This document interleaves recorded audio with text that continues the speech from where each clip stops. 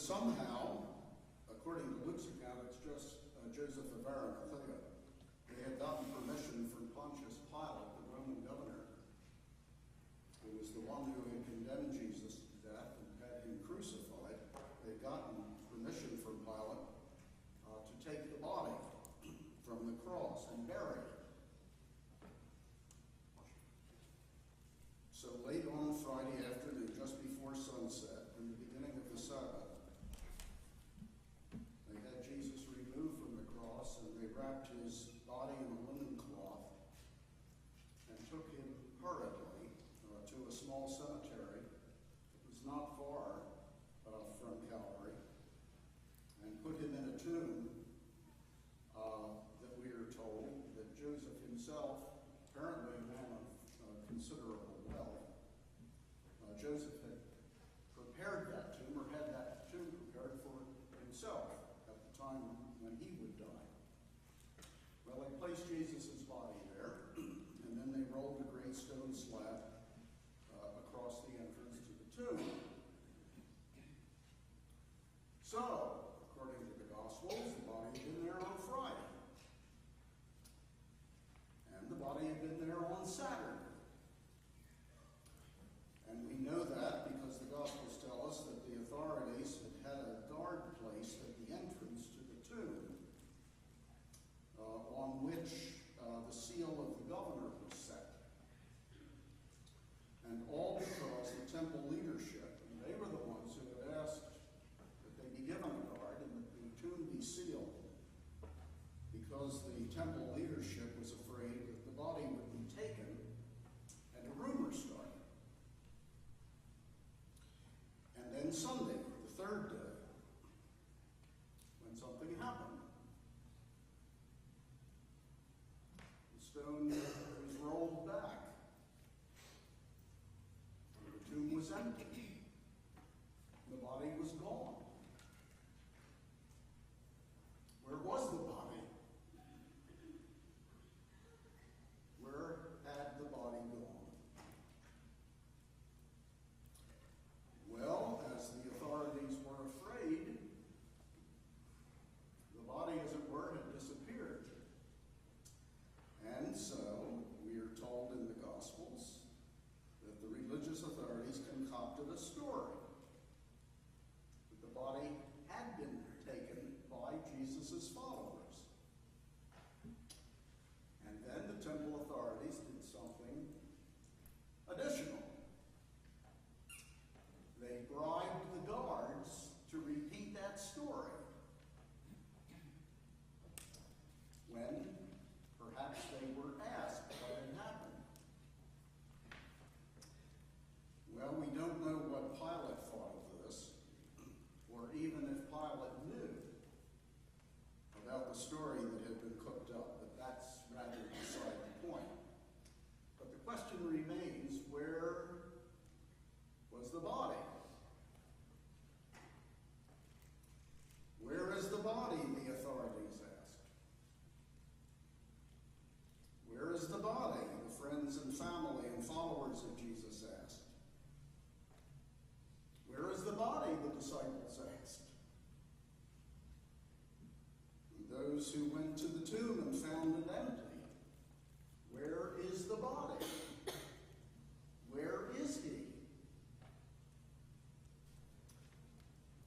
And then we learn that it wasn't until they met the resurrected Jesus that they knew the answer to that question.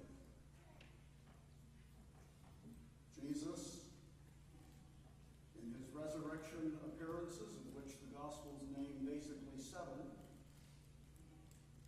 all of them somewhat different and all of them intensely fascinating. The resurrection appearances presented Jesus again in their presence. Jesus was with them. He no longer was in the tomb, but his body had been changed and had been transformed. It was different in some way. We also learned that from almost all, if not all, of the resurrection appearances. In some of those resurrection appearances, the people that Jesus presents himself to don't know who it is at first. The resurrected body of Jesus was different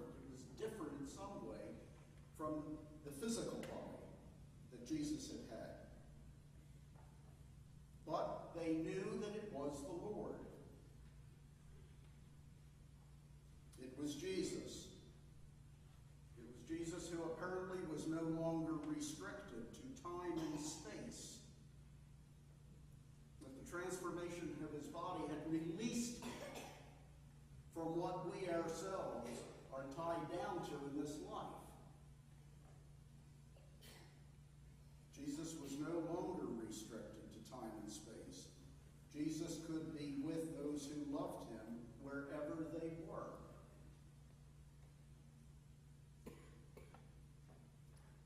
Now we're getting to the heart of the message. Easter and the power of God and the resurrection of Jesus had seen to that. Where is the body? Where is the Lord? Now it would seem that those questions were answered once for all on Easter Day, so long ago. And yet, were they? Now I'm going to tell you a story. It's something that I think I used in a sermon some years ago. And if it sounds familiar to me, or to you, it's familiar to me. But if it's a story that sounds familiar to you on the second time around, bear with me. Because it's apropos of the point that I want to make. Well, it was a story that was told me some years ago by a minister friend of mine, a young man. He was just a year or two out of seminary. He was serving his first church. And he was now in a church. And he knew that he needed to take the Holy Communion out to those who were shut in. And one of the people he discovered who was shut in was an elderly woman living in a nursing home. So he went to visit her. And he had never met her, so he knew nothing about her. And when he got to the nursing home, he presented himself at the nurse's station and asked for her room. And the nurse, helpfully, gave him a heads up on her condition. Sometimes, in fact almost invariably, it's useful to know the condition of the person that you're going to visit. Well, he was told that she was pretty far gone into senility. And the nurse suggested to him that it might almost be a waste of his time to get down there. And certainly to take the Holy Communion to her, because she, first of all, probably wouldn't even know he was standing there, much less know who he was.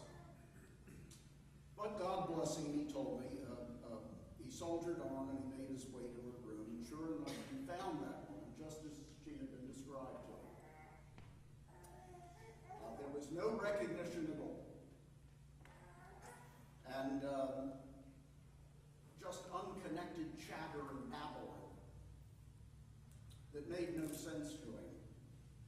But he had gotten that far in his pastoral work, so he decided to move on. And he opened his communion kit and he poured out the cup and he put the wafer on the tray. And then he began to read the service. Tried to read the service to the accompaniment of this woman's babbling and chattering. But then he told me, as I moved through the ritual, the chattering and the babbling slowed down and then finally stopped. And he was able to give her the bread and able to give her the cup, which she took. And as she took the elements of the Holy Communion, he said she smiled. And my friend said for him, it was like time stood still. Have you ever had an experience like that where you felt that you were suspended, that time stood still? Well, if you haven't had that experience, someday maybe you will. It's almost a mystical kind of an experience. But anyway, he said that as she looked up and smiled at him, was as though time stood still. And then, with a radiant smile, this is what she said to him. Isn't it wonderful to know that God is here?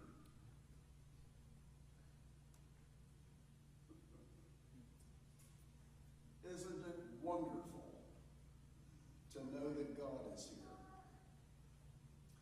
Oh, my dear brothers and sisters in Christ, isn't that one of the greatest of the religious truths that we as Christians have? Isn't that, in part, one of the greatest truths of the resurrection of our Lord Jesus Christ? Isn't it wonderful to know that God is here? It is a truth that we commemorate and celebrate on Easter Day. And in fact, although we're not often conscious of it, not even clergy, may I tell you, we're not always conscious of it. I did allude to it at the beginning of our time together here this morning, that for Christians, every Lord's Day is a commemoration and a celebration of the Easter event. That's why the early church decided to move the Jewish Sabbath from Saturday to Sunday, the day of resurrection. The resurrection of Jesus. We commemorate Easter because of what God did for Jesus 2,000 years ago. But it's more than a commemoration. It's more than something we simply remember. It's something that we celebrate. Why do we celebrate it? We celebrate Easter because it's a sign of what God can do for us. It is God's promise of spiritual rebirth, spiritual re-life, of new life, of eternal life. Not just for the Lord Jesus, but for those of us who relate ourselves to God through faith in Jesus Christ. The resurrection is God's assurance that Jesus the Lord is always with us, a presence with us for comfort, support, and for strength. And there aren't many religious truths that are more powerful, at least for me, than that. Where is his body? Where is Jesus' presence? His presence for us today. And what we remember and celebrate on Easter, and what we ought to remember and celebrate every Sunday, every Lord's Day, is that Jesus is no longer physically bound to this earth. We celebrate Jesus as an Easter Lord, the resurrected Jesus who has passed through death and returned to be with us forever. We celebrate Jesus with us now, with us here, with us here, with us in here, in this service.